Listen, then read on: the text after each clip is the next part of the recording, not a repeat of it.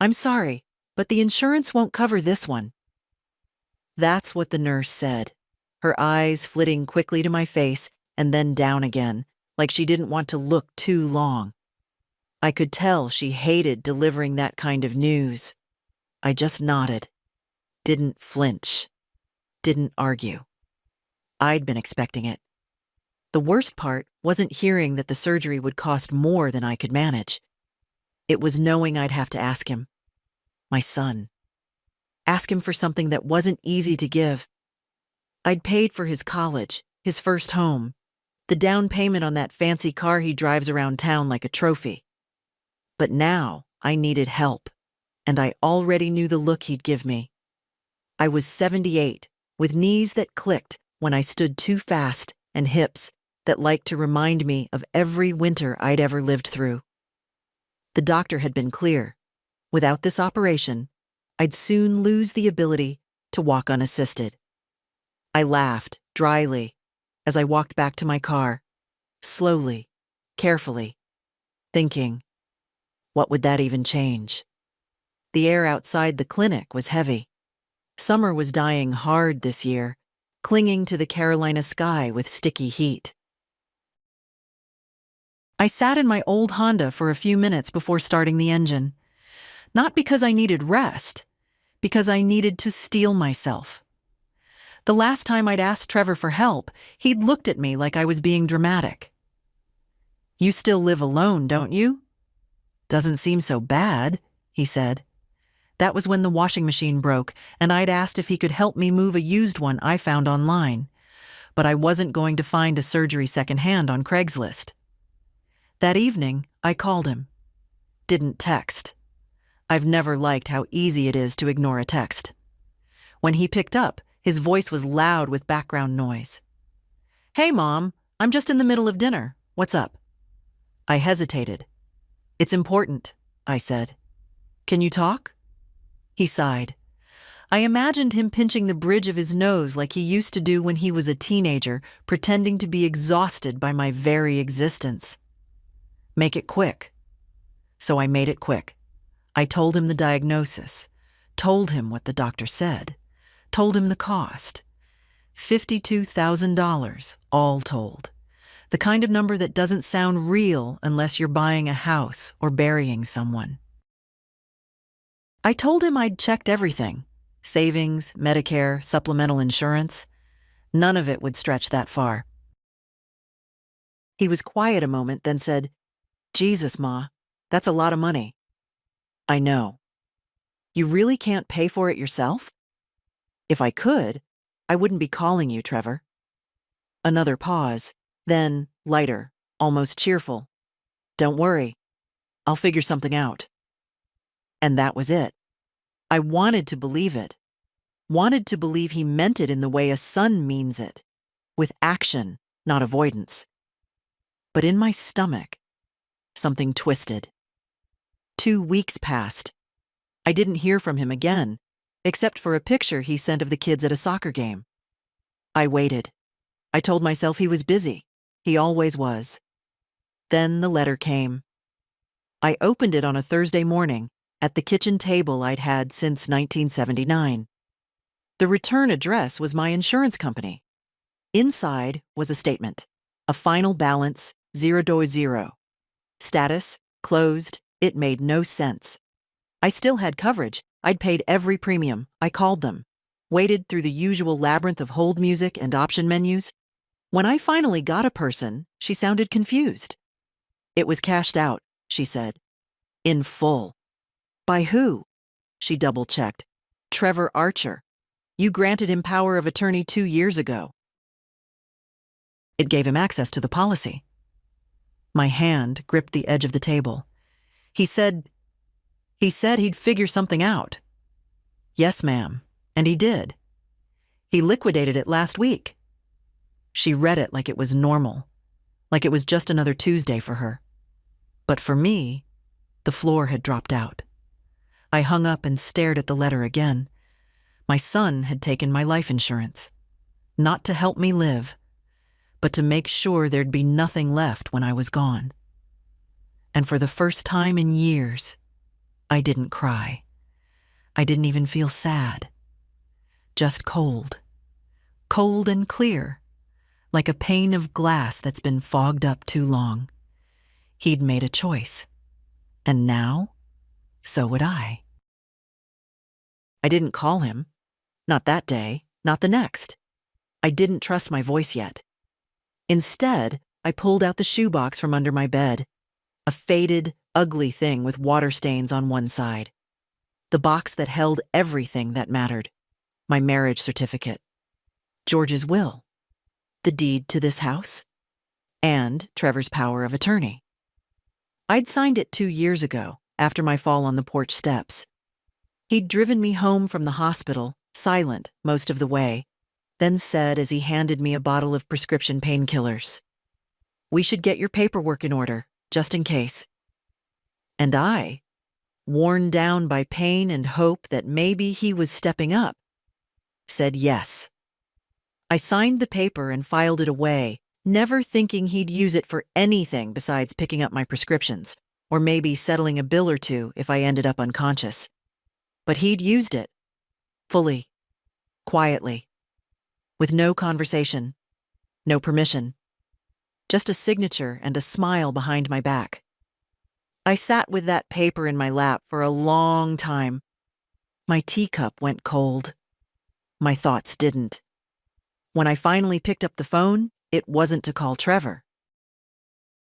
It was to call someone I hadn't spoken to in years, Lorna Bell, my husband's old friend. Now a paralegal at one of the best elder law firms in the county. She still answered with the same breezy, "Hello, sunshine," she used back when we all used to meet for barbecues and church potlucks.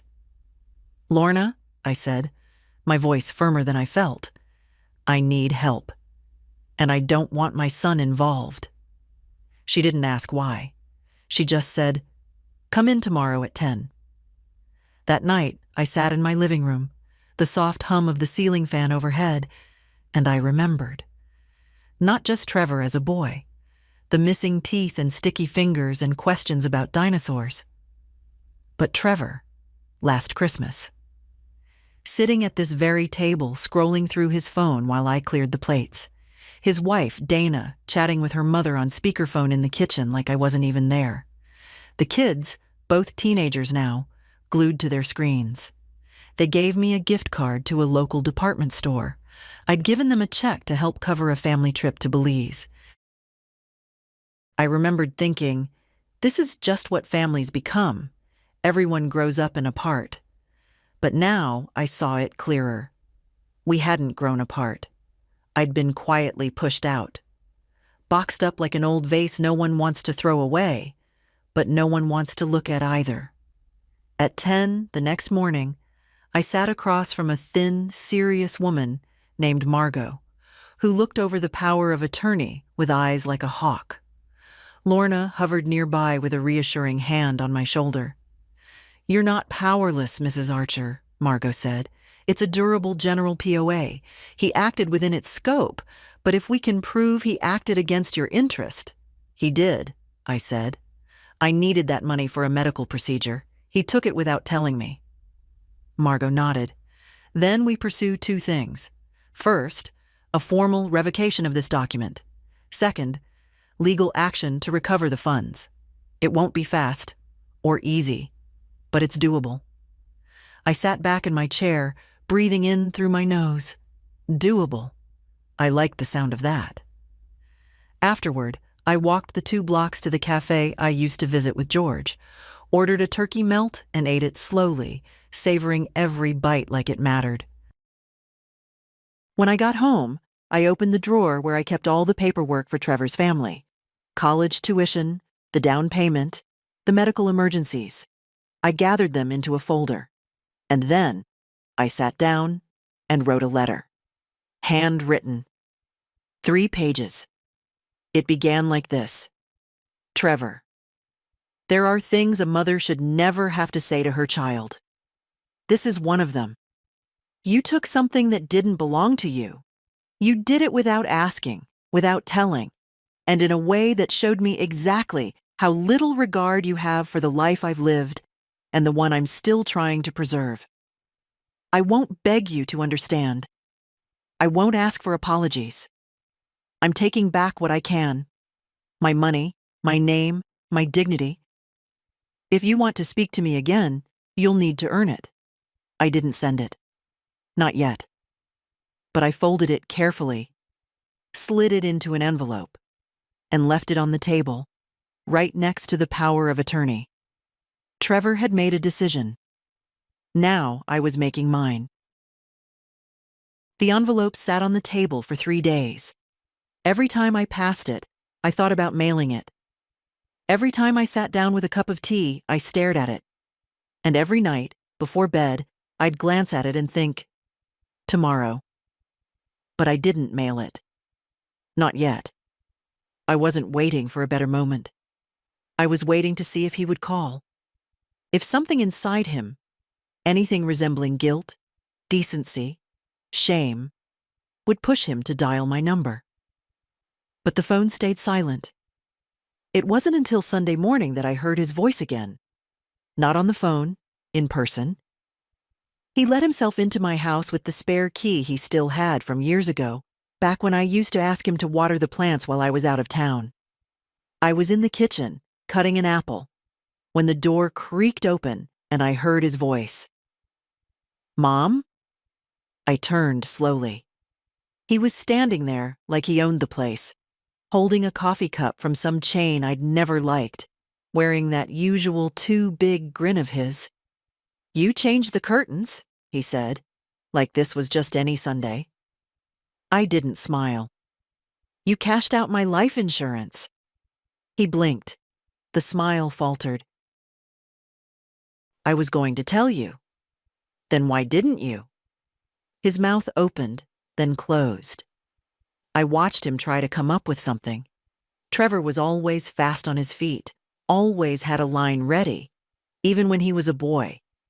But now, standing in my kitchen, caught in his own decision, he was slower. You needed help, he said finally. And I figured, well, that money wasn't doing you any good just sitting there.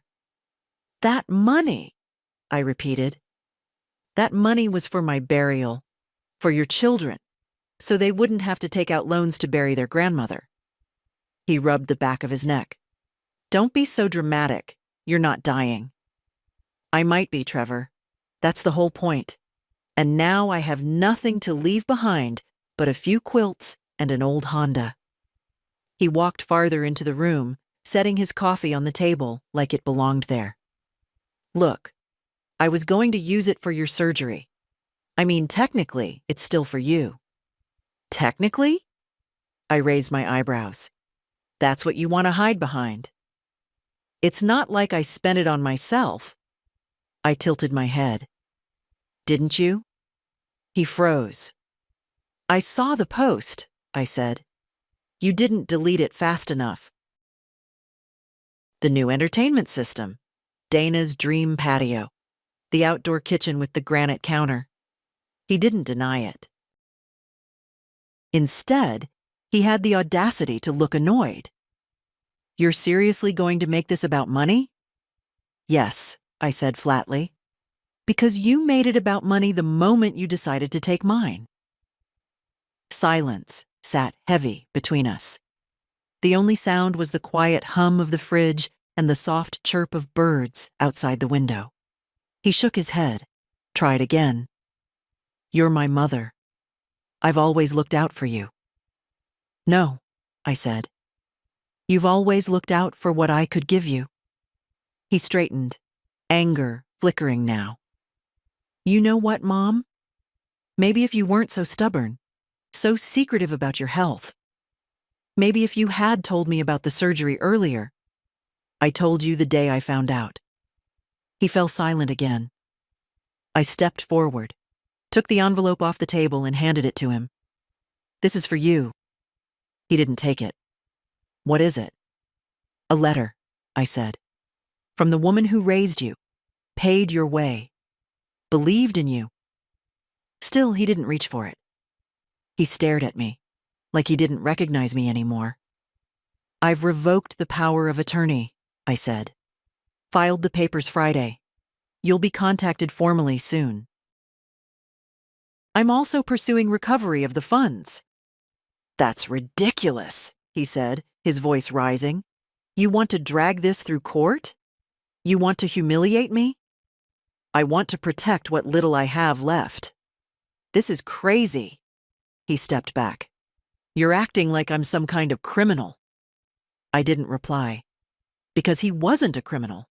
Not by law, maybe. But by heart? He'd crossed a line. He picked up his coffee and turned to leave. At the door, he stopped. You really going to go through with this? I already have. The door closed behind him without another word. I stood in the kitchen alone, staring at the spot where he'd stood. And for the first time in a very long time, I didn't feel broken. I felt like I'd just finished something that had taken me a lifetime to start. The Monday after Trevor's visit, I went to the bank. Not the branch downtown with the glass elevators and piped-in jazz. The old one near Maple Avenue, the kind with real people who still remembered your name. Margaret, the teller I've known since her first week on the job 15 years ago, smiled when she saw me. Mrs. Archer, she said, haven't seen you in a while. I need to speak with a manager, I said, about withdrawals and protections. Margaret's smile faded a little. She nodded and stepped away. A few minutes later, I was sitting across from a neatly dressed woman named Eliza. She offered me water. I declined. I'd come with a purpose, and I didn't want to soften it. I want to review every recent transaction, I said, and I want to put safeguards in place. She blinked, but nodded. Of course. Do you suspect fraud? Not fraud, I said. Just betrayal. That seemed to land heavier than I intended, and for a moment, she looked like she didn't know what to say. But she typed my information into the system and pulled up the account.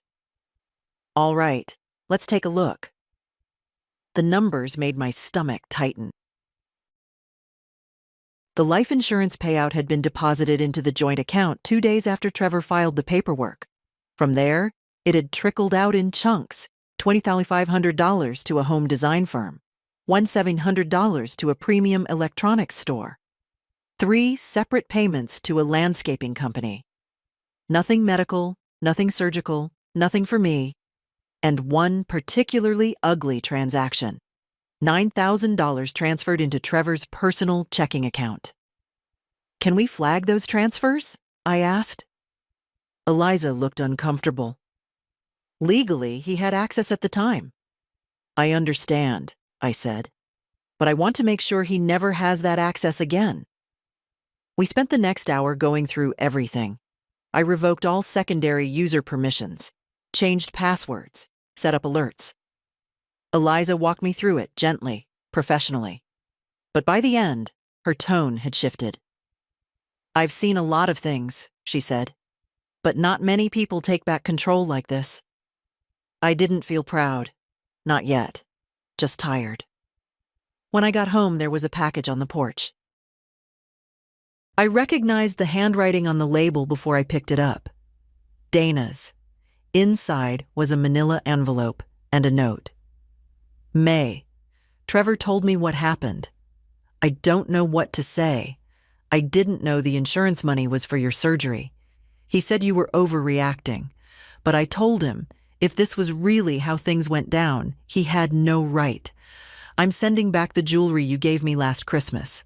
I can't wear it now. I'm sorry. No apology. No ownership. Just a polite distancing of herself, like she was stepping off a sinking ship before it pulled her down too. I opened the envelope. Inside were the sapphire earrings George had given me on our 40th anniversary. I'd passed them to Dana with care, thinking they'd stay in the family. I set them on the table and went to make tea. The next day, I got a call from the medical office. The surgery date was still open, but they needed a decision soon. I told them I was working on funding. I didn't lie, just didn't say how alone that working felt. By Thursday, the lawyer had finished preparing the papers. Revocation of power of attorney. Signed, notarized, filed. Petition for financial recovery. Submitted. A hearing date would come next. I didn't know what would happen, but I knew this much. I wasn't going to back down. That night, I found myself pulling out old photo albums. Not the glossy ones for company, but the real ones. The ones with cracked spines and scribbled captions. Trevor with a gap-toothed smile. Trevor in a Halloween costume. Trevor holding his first bicycle with George's hand steadying the seat. There were so many versions of him I used to love. And maybe part of me still did. That was the cruel part. Even betrayal doesn't erase the good. It just buries it under weight you didn't know you could carry. I put the album away and turned off the lamp. Outside, the wind rustled through the maple tree. It was the first cold night of the season, and for the first time in a long time, I let myself feel it. Not just the chill, but the ache of disappointment, full and sharp. I sat in that stillness for a while, and then I whispered into the dark. You picked the wrong woman to underestimate. I didn't expect a response from Trevor. He was never good with consequences. As a boy, if he broke something, he'd blame the dog or say, it was already cracked. As a man, he just got better at making it someone else's fault. But this time, there was no one else. That Friday, the phone rang around noon.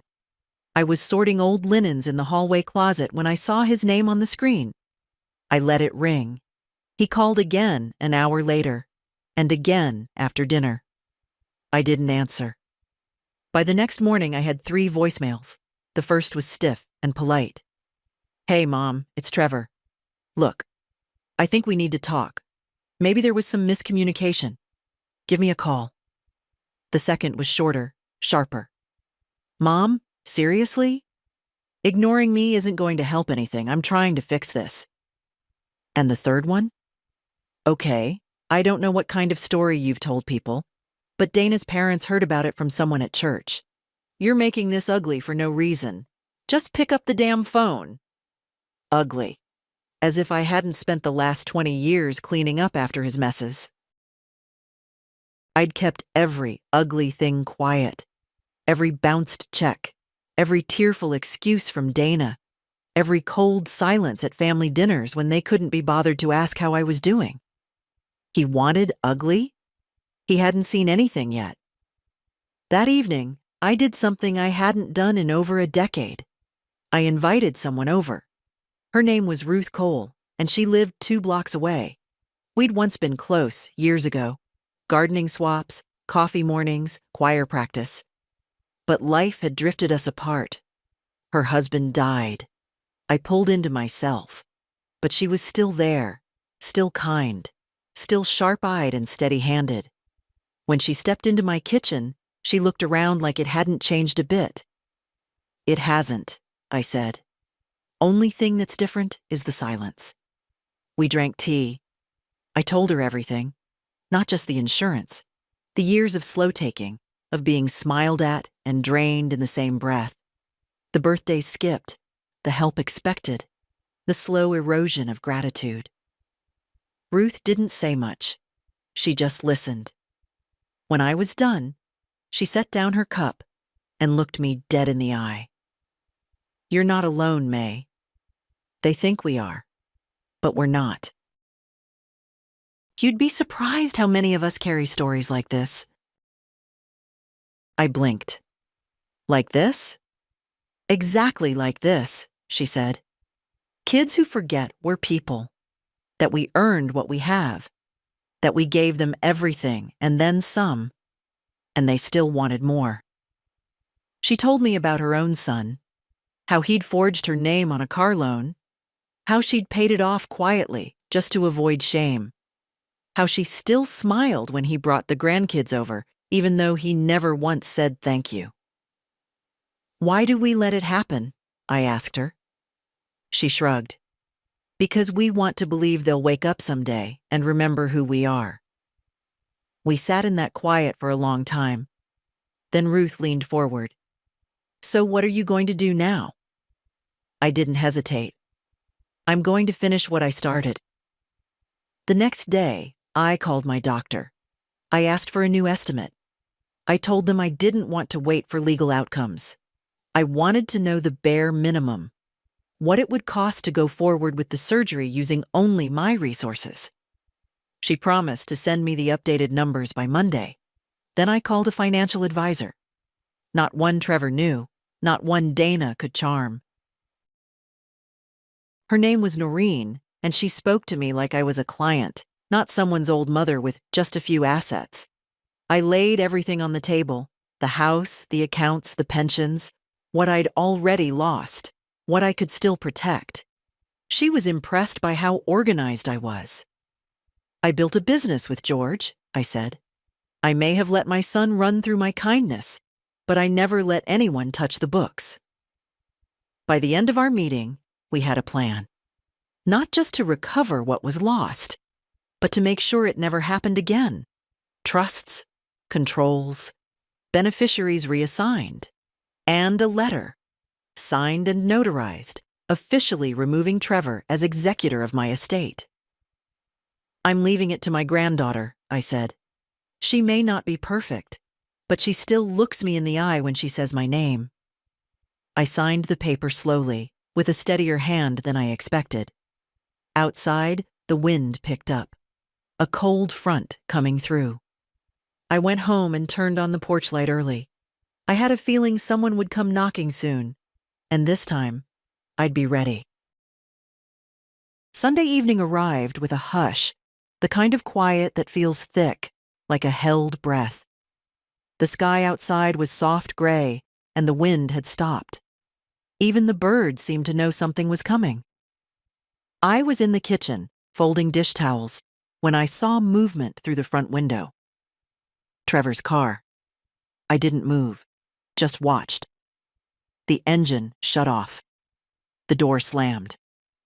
A few seconds later, he was at the porch, knocking. Not ringing the bell. Knocking. Like this was still his home. Like he didn't want to announce himself too loudly. I waited. A second knock. Firmer. Then his voice. "Mom?" I opened the door without greeting him. He looked tired. The kind of tired that comes from scrambling to do damage control, not from remorse. His shirt was untucked. There was a stain on one sleeve. I almost didn't recognize him without the polish. "I thought we should talk," he said. "I already said everything I needed to." "Well, I haven't." He walked past me into the house without being invited. Some habits, it seemed, never died. I followed him into the living room.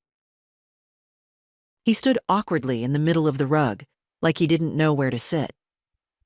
"I talked to Dana," he began. "She's upset. The kids are confused. They don't understand why you're being so extreme." "Extreme? I mean," he held up a hand, backpedaling. "Just that it's a lot. This whole legal thing, the trust, the letters. They didn't understand why I canceled the Christmas trip when I paid for it either," I said flatly. "But that didn't stop them from going." He winced. "Okay, I get it. You're mad." "No, Trevor, I'm not mad. I'm awake." He didn't know what to do with that. His brow furrowed like he didn't recognize the language I was speaking. "You could have just talked to me," he said, privately, instead of making it public. "You took my life insurance without a word. That was private too, wasn't it?" He sighed and sat down heavily on the couch, leaning forward with his elbows on his knees. "I didn't mean to hurt you," he muttered, "but you did." He looked up. His eyes were red-rimmed, though I couldn't tell if it was from stress or sleep loss, or something more inconvenient, like guilt. "You've always helped," he said. All my life, and I guess I just assumed you always would. I sat down across from him. That's not help. That's dependency. And you weren't a child anymore. You had your own family. I let you grow, but I never let go. I didn't ask you to. No, I said quietly. You didn't have to. There it was, the center of it. The unspoken contract I'd lived under for decades. He needed, I gave, he asked, I provided, and somewhere along the way, my love became an allowance. My pride became a direct deposit. Trevor leaned back, rubbing his temples. So what now? You return what you can, I said, and the rest gets settled legally. He looked up, panic flickering. You want to take me to court? I want you to understand what it feels like to lose something because someone you trusted didn't think you mattered. His face collapsed for a moment. A flash of real pain, or maybe just the fear of public exposure. I couldn't be sure. I don't have the money anymore, he said. It's gone. I know. So what good will court do? Maybe none, I said. But I'll be heard. We sat in silence. I could feel the weight of his thoughts pressing into the room, the wheels turning, trying to find a way out. There was always a way out for Trevor. Charm, excuses, denial, but none of those doors were open anymore.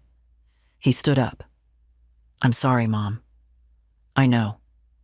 He walked toward the door but stopped just before it. You're not going to forgive me, are you? Not today. He hesitated. Do you still love me? That one landed hard. He turned to look at me, eyes searching. I never stopped, I said. But I won't love you the way you want anymore. That version of me is gone. He opened the door. Cool air drifted in. He stood there a moment longer. Then he left. And this time, I didn't watch him go. Instead, I went into the kitchen, poured myself a glass of water, and stood by the sink, watching the dusk settle in. It was the first Sunday night in years I didn't dread. And I realized I hadn't lost a son. I'd just stopped pretending I still had the one I remembered. I woke up early the next morning before the sun had fully cleared the trees outside my window. The house was quiet, but not the kind of quiet that comes with waiting. This was a different silence, steady, resolved, like something had settled. I made myself oatmeal the way I always did, just water, a little salt, no sugar. George used to say it tasted like wall paste, but he ate every bite anyway. I smiled at the memory, let it pass through me gently, like a wave that didn't knock me over this time. After breakfast, I sat at the kitchen table with a pen and a legal pad. Not to write another letter, not yet, but to list what was mine. Not just money or property. I meant everything that had stayed, survived, endured. What I had built. I wrote. House, fully paid. Pension garden, perennials still strong. My name, my voice, my strength. That last one I underlined, because I had almost forgotten it was there. At noon, I called June. June wasn't family, she was better. She was someone who'd never once asked me for anything. We used to volunteer together at the senior center before the pandemic shut it down, and after that, we mostly just exchanged Christmas cards. But I remembered her laugh. I remembered that she'd once said, after her own son stopped talking to her, well, that just makes more time for me to figure out who I am without him. We met for coffee at the bakery on 3rd Street, the same place Trevor used to take me for Mother's Day when he remembered it, or when Dana reminded him. June was already at the corner table when I arrived, a half-finished scone on her plate and a crossword puzzle halfway solved. You look taller, she said, grinning. Something happened? I sat down, stirred cream into my coffee. Something ended, and something started. She looked at me for a beat, then nodded. Good. I told her the story, not all at once, but in layers. She didn't gasp or judge, just sipped her coffee and shook her head in that slow way that says, "Me too." By the time we'd finished our second cups, I realized something I hadn't dared believe. I wasn't alone. Later that day, I called Eloise, my granddaughter, not for sympathy, not for comfort, just to hear her voice, the only one in the family that hadn't twisted around me like a vine, tugging always inward. She picked up on the second ring. "Grandma? I was thinking of making roast chicken this weekend," I said. "You free?" A pause, then a smile in her voice. "I can be. Do you want help in the kitchen?" "No," I said, almost laughing. "I want you to sit at the table like a guest. I'll cook. You talk." Deal. We stayed on the phone for another 15 minutes, chatting about her work, her roommate, the city. I didn't bring up her father. She didn't either. It felt better that way. After we hung up, I sat on the porch for a while. The sky was streaked with pink and gold, that lovely stretch of twilight when the day isn't quite over, but the night hasn't begun. And I realized something else. I didn't miss Trevor, not the man he'd become. I missed the boy I used to know, the one who fell asleep in the back seat after long drives, who brought me dandelions and called them flowers, who scraped his knees and cried for me, only me. But that boy was long gone. And the man who took his place? He wasn't mine to carry anymore. I stood up, brushed a leaf from my sweater, and went back inside. That night, I slept without waking once. No dreams. No spinning thoughts. Just rest. And in the morning, I would wake up again to the sound of my own strength. Steady. Undeniable.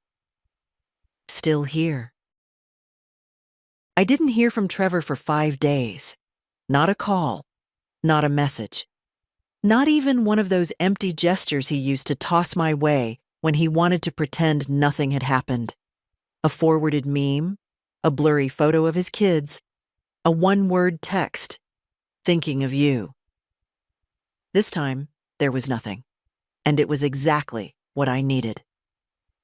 On the 6th day, I got a letter, a real one, postmarked 2 towns over. The envelope was thick, expensive, the kind lawyers use when they want to impress or intimidate. My stomach tensed as I opened it, half expecting threats, accusations, or some attempt to guilt me back into submission. But it wasn't from Trevor. It was from Dana. Her handwriting was small and careful, each line perfectly spaced. She always did have a flair for appearances. But the tone? That was new. "May, I don't know what to say, or if you even want to hear from me. I don't expect forgiveness. I'm not even sure I'd ask for it if I did. But I need to tell you this. I didn't know what Trevor was doing with the policy. He told me he was reallocating family resources. That's the phrase he used. I didn't ask questions, and I should have. I see now that I've let a lot slide. Let him make the decisions. Let him speak for both of us. Let him turn your generosity into something transactional. That's on me. Not just him. I talked to the kids. I told them the truth, or what I understand of it. I didn't sugarcoat it. I won't anymore. I don't know where this leaves us, but I wanted to say it. Not over text. Not through Trevor. From me. I hope you find what you need, whatever that means for you now. It wasn't exactly an apology. Not really, but it was more than I ever expected. I folded the letter carefully and set it aside. I didn't feel triumphant or vindicated, just calmer, like something inside me had been acknowledged, even if too late. That evening, I pulled out a new journal, one Ruth had given me just last week. On the first page, in careful cursive, I wrote, things I am reclaiming. Then I made a list. My decisions, my peace, my voice, my future. And under that, in smaller letters, my boundaries. Because that was what all this really came down to, wasn't it? Boundaries. Lines that should have been drawn years ago. The kind you don't always see until someone steps over them. When I was done, I tucked the journal into the drawer beside my bed. Not hidden, just close. The next day, I met with Noreen, my financial advisor. She had the trust documents ready, all revised, all clean. Eloise would inherit the house, the accounts, everything that remained. She'll have to be responsible with it, I said. She will, Noreen replied. She has a good head, and she's the only one who didn't forget who you are. It was the first time in months I signed papers without that hollow, sinking feeling in my chest. No second guessing, no doubt. Just the calm assurance that comes when you finally stop handing your life over to people who treat it like small change. Outside the office, I sat in my car for a while, letting the quiet settle around me. I looked at my hands on the steering wheel, veined, worn, still steady. George used to hold those hands every night. Even when there was nothing to say, even when the days had been long and quiet and gray. He never let go first. I let my fingers relax. There's something powerful about deciding who you are, not based on who needs you, but on who sees you. And for the first time in a long time, I felt fully seen. Not by Trevor, not by Dana, but by myself. And I wasn't going to look away again. The official court summons was delivered on a Wednesday, a plain white envelope stamped with the seal of the county clerk's office. The kind of thing that used to scare me, the kind of thing I once would have hidden in a drawer for days, pretending it wasn't real until someone else handled it. Not anymore. I opened it at the kitchen table with my morning tea. The date was set. 4 weeks from now. Small claims court. Petition for recovery of improperly withdrawn insurance funds. Filed under May Ellen Archer versus Trevor Scott. Archer. Seeing it in print felt surreal. I thought I might cry, but I didn't. Instead, I folded the letter neatly, placed it in a new folder marked legal, and set it beside my grocery list, right between milk and toothpaste. Because that's what this had become, not a catastrophe, not an explosion, just something to handle, like everything else. Later that morning, I drove to the pharmacy. My knees ached. They always did in the rain. But I didn't let that slow me down. Not anymore. I walked through those aisles like I owned them, like a woman with a name and a spine. While I waited for my prescription, I ran into Sylvia Collins, an old acquaintance from church. She used to sing alto in the choir, sharp and loud. We'd never been close, but she smiled when she saw me. "May, you're out and about." "Sure am," I said, trying to keep it light. "Glad to see you up and moving. I heard about the family situation." So it had spread. I shouldn't have been surprised. Small towns don't run on electricity. They run on whispers. "I suppose everyone's heard by now," I said. Sylvia leaned in, lowering her voice. "Some folks are calling it the insurance scandal. Others just say you finally did what we all should have done years ago." I raised an eyebrow. "Oh, honey," she said, chuckling. "You're not the only mother in this town who got turned into an ATM with a casserole recipe." I laughed, genuinely. For the first time, I felt how many women like me were out there, standing in kitchens, holding on to pride, wearing smiles that hid disappointment. Not bitter, just tired. And maybe, like me, just now waking up. That afternoon, I called Eloise. "I have something to tell you," I said. "Good news or bad?" "Just news." I explained the court date, The documents, the trust. Her name now listed officially as the sole heir to my estate. "Wait," she said. "You did all that?" I did. There was a long pause. Then, quietly, "Grandma, why me?" "Because you showed up," I said. "Because you listened. Because when I looked at you, I saw a future I wasn't ashamed to invest in." She was quiet again, but I could hear her breathing. Steady. Deep. "I won't waste it," she said at last. "I know." After we hung up, I sat in the armchair by the window, watching the light shift through the maple tree. The same tree George planted the year Trevor was born. It had outlived him, outgrown its space, cracked the sidewalk in 2 places. Still, I never cut it down. Some things, even cracked, even heavy, are part of you. But now I realized something else. I didn't have to carry the whole tree anymore. I could prune it, shape it, let the sunlight through again. That evening, I made a roast. Not because anyone was coming, just because I wanted to.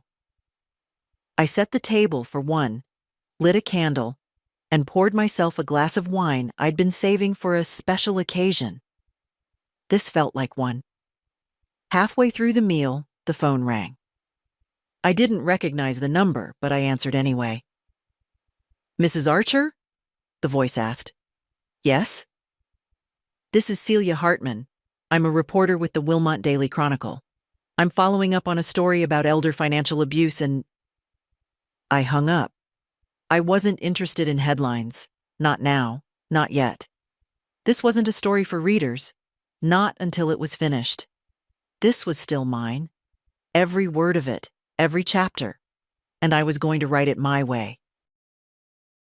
The week after the summons, I received flowers. No card, no return address. Just a modest bouquet, yellow lilies and white daisies, left at my front door sometime in the late morning. I brought them inside, set them on the table, and stared at them like they might offer a confession. But they didn't. I didn't need to guess where they came from. Trevor had always preferred gestures to apologies. It was easier for him, less messy, less exposure. A silent offering with no eye contact required. He'd send flowers, but never stand at the threshold with humility in his face. I didn't call to thank him.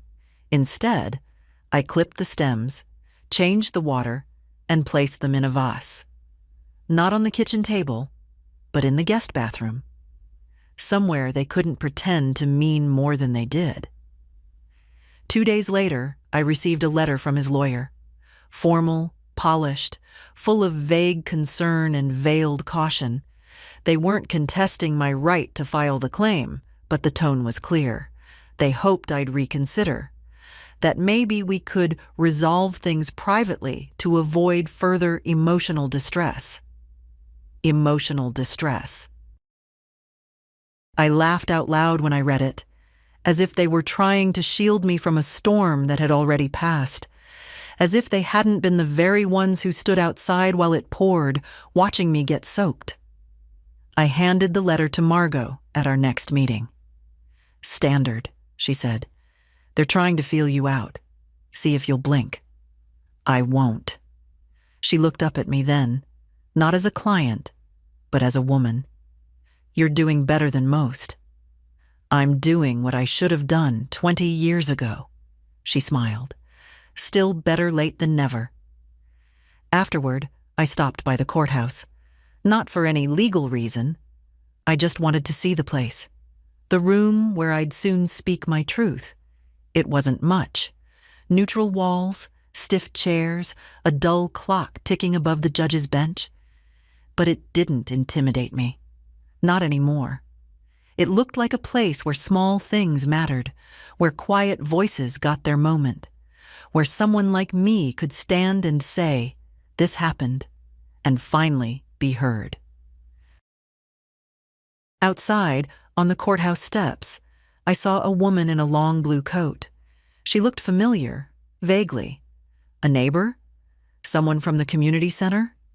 She hesitated as I passed her, then approached. Mrs. Archer? Yes. I'm sorry to bother you.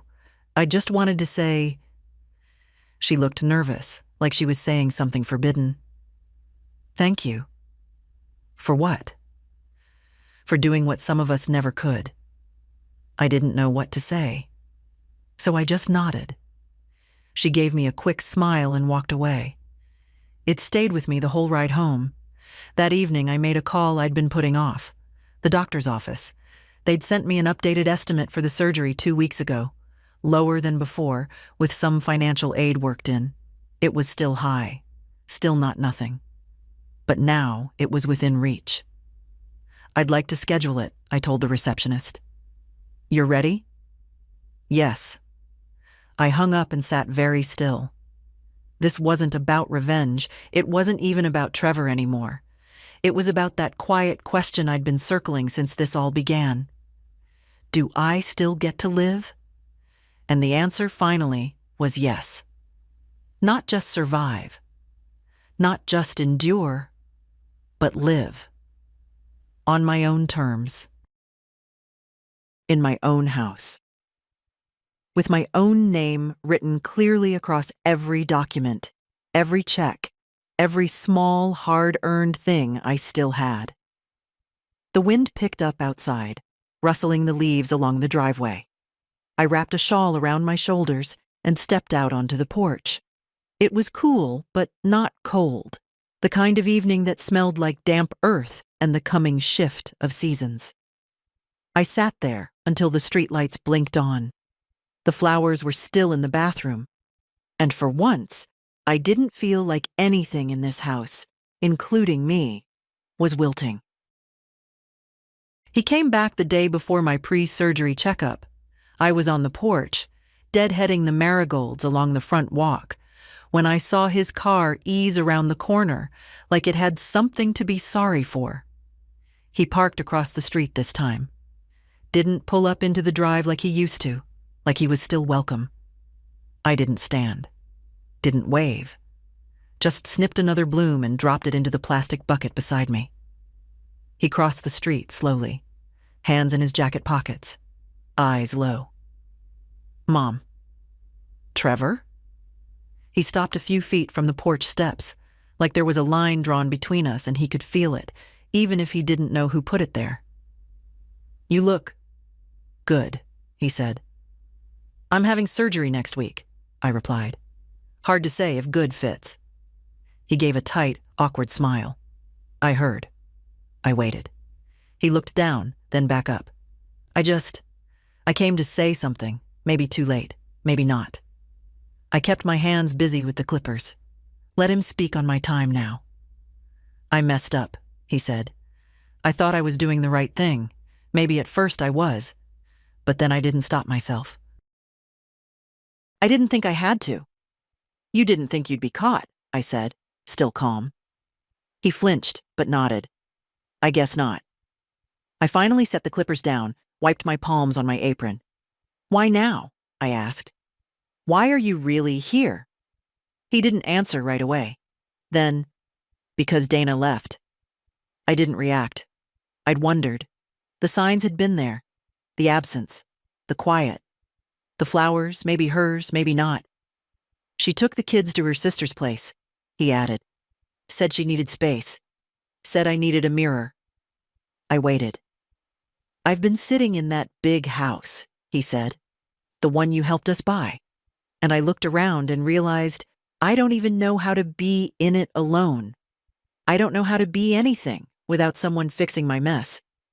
Still, I said nothing. I'm sorry, Mom. He looked at me then. Really looked. Not through me. Not past me. Like he saw the years on my face and finally understood what they'd cost. I believe you, I said. About being sorry. He took a step forward. Then maybe we could... But I don't forgive you. Not yet. His face twisted slightly, like he didn't know what to do with that kind of honesty.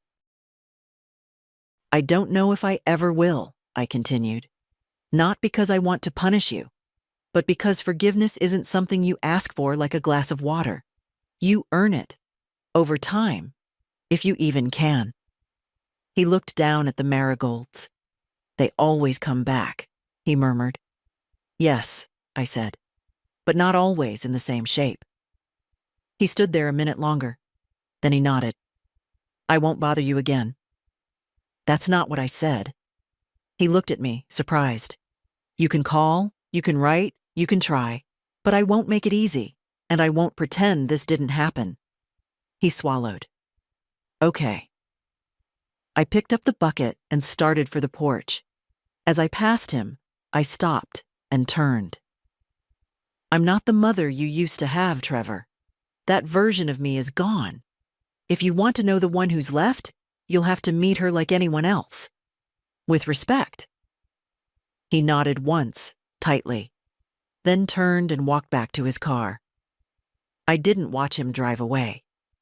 Inside, I set the bucket down, washed my hands, and sat by the window. I didn't cry, didn't feel relieved or angry or hopeful. What I felt was clean, like I'd rinsed something bitter off my skin. And I was ready for whatever came next. The morning of the checkup, I woke before the alarm, not from nerves, not from pain, just from the strange, quiet hum of anticipation, the kind that comes when your life starts pointing forward again, however slightly. I put on my good cardigan, the one with the deep green buttons that George always said matched my eyes. Drove myself to the clinic. No one waiting beside me. No one holding my hand.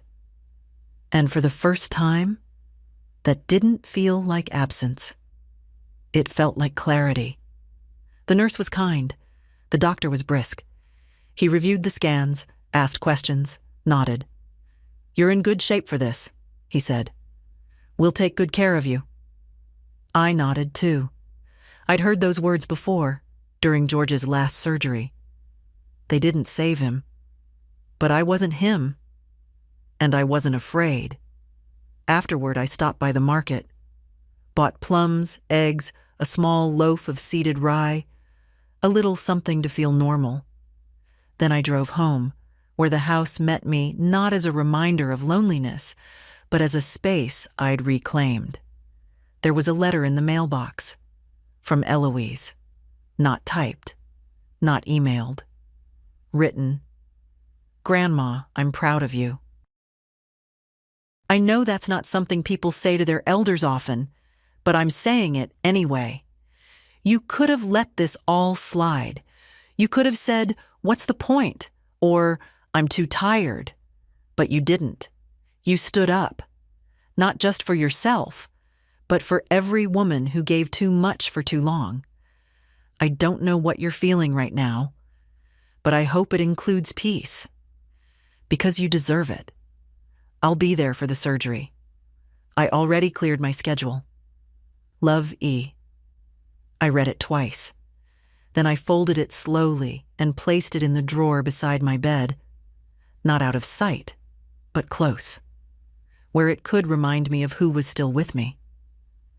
That evening, I lit the porch light early, not because I expected anyone, but because I liked the way it softened the shadows. A few hours later, Ruth stopped by with a casserole and a book of crossword puzzles. She didn't stay long, just enough to chat, check on me, give my hand a warm squeeze before heading home with her coat flapping in the breeze. You're not alone, she said, standing in the doorway. I know, I replied. After she left, I sat on the porch, wrapped in a blanket, sipping tea. The night was cool and clear, stars blinking like they still believed in wishes. I thought about Trevor, about the apology, about the limits of what could be repaired. He hadn't called again. I didn't expect him to, but the silence didn't ache like it used to. It just lived, quietly, beside me. Healing, I was learning, wasn't about feeling better. It was about feeling real, about standing in the full weight of everything and saying, this is mine. I survived it. I'm still here. And I was. I watched the porch light flicker gently against the wind. Next week, I'd go under anesthesia. Trust strangers with my body. Wake up sore and groggy and full of unknowns. But tonight I was whole, and no one had taken that from me. They wheeled me into surgery at 6:45 a.m. The lights overhead were cold and too bright, and the nurse who took my pulse had a voice like crushed velvet. "You'll be asleep before you know it," she said, smiling. I wasn't afraid.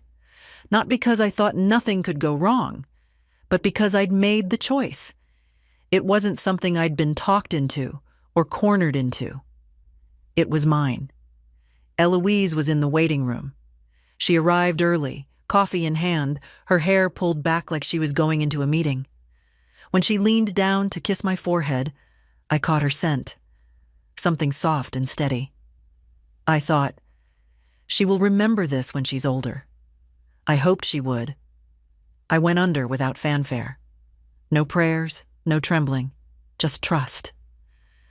When I opened my eyes again, the world was slow and floaty. Blurred corners. A nurse adjusting something beside me. Eloise's voice somewhere near my shoulder saying, "She's waking up." I didn't feel pain, not yet. What I felt was stillness. A quietness inside me I hadn't known I was missing.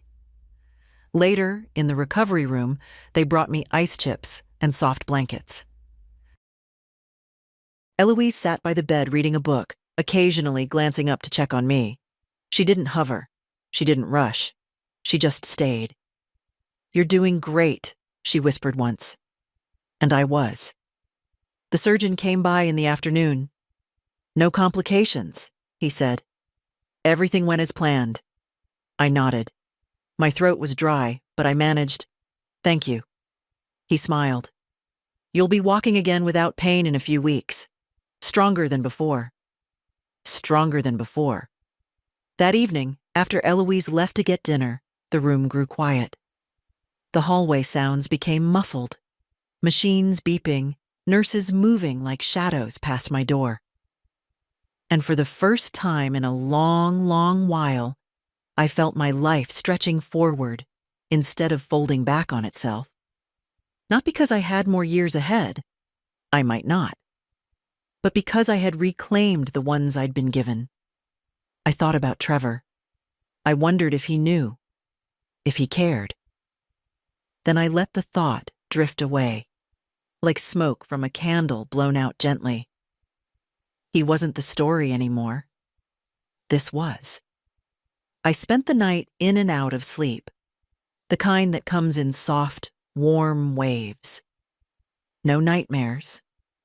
No memories clawing at the edge of my mind. Only quiet. Only breath. Only the long, slow turn toward what came next. And I knew, deep in the part of me that had once nearly gone quiet, that I was going to be okay. Maybe not perfect. Maybe not whole the way I used to be. But okay. Still here. Still strong. They discharged me on the 4th day. Eloise brought my coat, helped me into it, and held my arm as we walked slowly to the car. The sky was pale and wide, early spring light spreading across the parking lot like a promise. "You look steadier already," she said as she opened the door for me. "I feel it," I said. "In my bones." She smiled, but there was something more in her eyes. A kind of reverence, almost. Not pity, not concern, just quiet recognition, as if she saw all of me, not just the grandmother in the passenger seat. The ride home was silent for a while. We passed the corner where the florist used to be, the bakery George loved, the little church I stopped attending when the hymns started to feel like habit instead of hope. Then Eloise spoke. "Did you know you scared him?" I turned my head slowly. "Trevor?" She nodded. "Dad doesn't say much, but I heard him talking to Uncle Mark. He said you changed, that he didn't recognize you anymore." I let out a breath, half laugh, half ache. I didn't change. I just stopped pretending. Eloise glanced at me, a flicker of approval in her face. Good. We reached the house. She parked in front and helped me to the porch. I walked slower than usual, but not fragile. Just careful.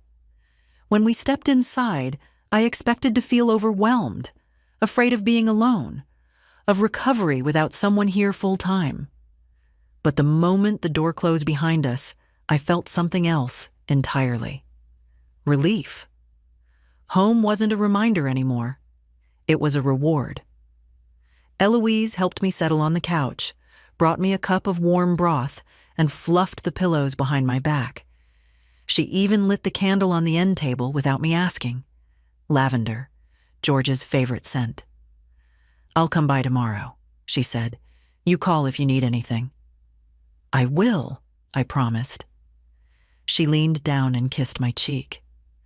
"I love you."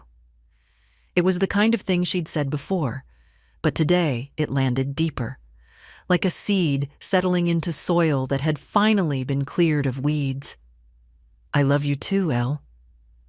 After she left, I sat in the hush of the house, letting it wrap around me. The walker stood near the doorway, but I didn't reach for it yet. I sat there and watched the light shift across the floorboards, listened to the sounds of birds outside the window. It was the first time in months I wasn't bracing for the next disappointment. That night, I moved slowly, but on my own, brushing my teeth, changing clothes, getting into bed without a second pair of hands. My body ached, yes, but it didn't protest. It obeyed. Before I turned out the light, I pulled open the drawer beside me. Inside, the letter from Eloise, a copy of the court filing, my new will, the journal where I'd written that quiet vow, things I am reclaiming. I added one more, my rest. Then I closed the drawer and turned off the lamp, and for the second time in a week, I slept through the night. 3 weeks passed. The bruises faded. The stitches dissolved. The walker moved from room to room, then stayed in the corner, unused. Each day I grew quieter in my body, not from shrinking, but from steadiness. From knowing I didn't have to rush anymore, that I'd earned the right to move through the world on my terms. The court date came. It was raining that morning. I wore my navy coat and pinned my mother's brooch to the collar. George used to call it my armor. The small things women wear when they have to go face the world and be sharper than the silence. Eloise came with me. She didn't speak much on the drive, but her hand rested gently on mine the entire way. Trevor was already there when we arrived, sitting alone on the far bench in the waiting area, eyes on his shoes. He looked older than I remembered, not aged, just worn in places I hadn't seen before. He didn't look up when I passed. Inside, the courtroom was small. No drama, no gavel banging, just a table, a judge, a few chairs, and the quiet tension of ordinary justice. I told the truth, calmly, clearly, that the money had been taken without consent. That the papers had been signed when I was vulnerable. That the decision had cost me my options, my safety, my trust. Trevor's lawyer said words like intention, family trust, and miscommunication. But the judge, a woman in her 50s with steel gray hair and a gaze that didn't flinch, looked directly at me when she spoke. "This court recognizes your right to recover what was taken. The evidence is sufficient. The damage is real." I didn't smile. I didn't cry. I just exhaled. Outside, Trevor followed me to the sidewalk. "Mom," he started. I held up a hand. "I don't want your apology today," I said. "I want your silence. I want you to go live your life with the full knowledge that mine no longer belongs to you." He nodded once. Just once. Then walked away. And this time, I let myself watch him go. It's been 2 months. The check came. I deposited it. Not because I needed it, but because it was mine. I used a portion to fund the local women's legal clinic, the one Lorna Bell volunteers for. The rest? I tucked away. Quiet power, no fanfare. I see Eloise twice a week. We play cards sometimes. She tells me stories from work. I've started teaching her to make the lentil stew George loved. She still adds too much garlic, but I don't correct her. It's hers now. As for Trevor, he writes letters. Short. Careful. I read them when I feel strong. Sometimes I reply. Not often, but sometimes. He's learning that love isn't something he can withdraw like a banknote. That forgiveness is earned in footsteps, not signatures. And me? I wake early, tend to the garden, drink my tea hot, read the paper all the way through, even the boring parts. My steps are slow, but my spine is tall. The house is quiet, but not empty. Because what I reclaimed isn't just a savings account or a title. It's a self. It's a voice.